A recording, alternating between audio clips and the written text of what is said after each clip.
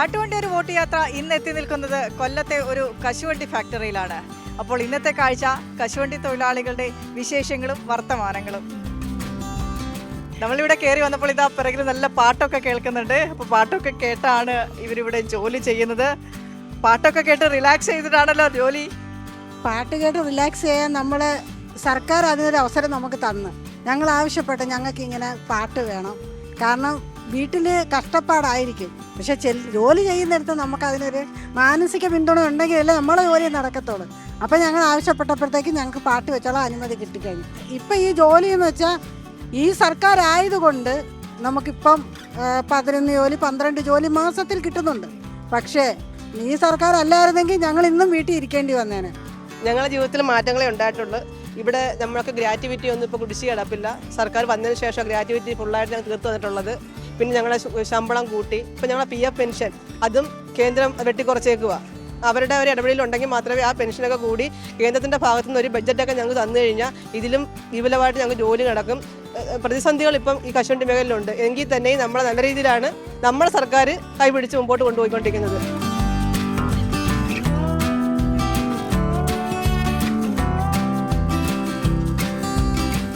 December 31 ഇവിടെ നിന്നും ജോലിയിൽ നിന്ന് റിട്ടയർമെൻ്റ് ആയിട്ട് പോകുന്ന ജുമൈലത്ത് താത്തയാണ് കൂടെ ഉള്ളത്.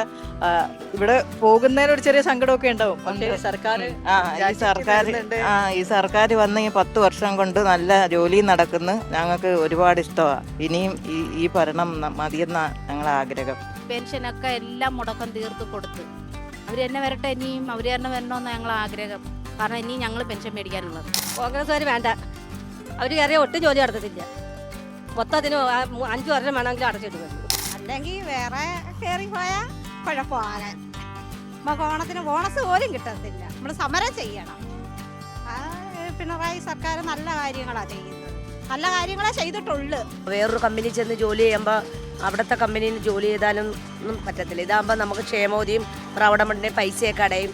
നമ്മൾ പിരിയുന്ന സമയത്ത് നല്ലൊരു തുക കിട്ടും.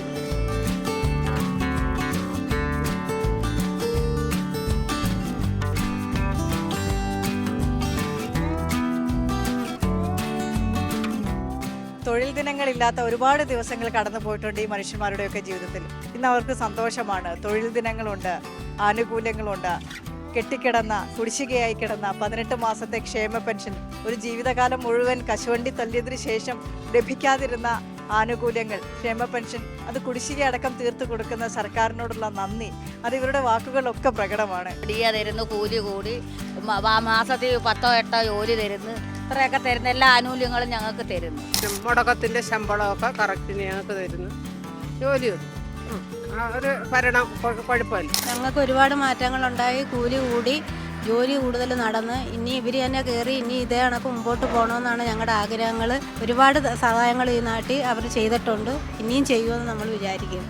കരിപുരണ്ട ജീവിതങ്ങളല്ല, വികസനത്തിൻ്റെ, മാറ്റത്തിൻ്റെ സന്തോഷം കൊണ്ടുവന്ന വാക്കുകൾ കേട്ട് മനസ്സ് നിറച്ചുകൊണ്ട് നാട്ടുവണ്ടി ഒരു വോട്ട് യാത്ര തുടരുകയാണ്.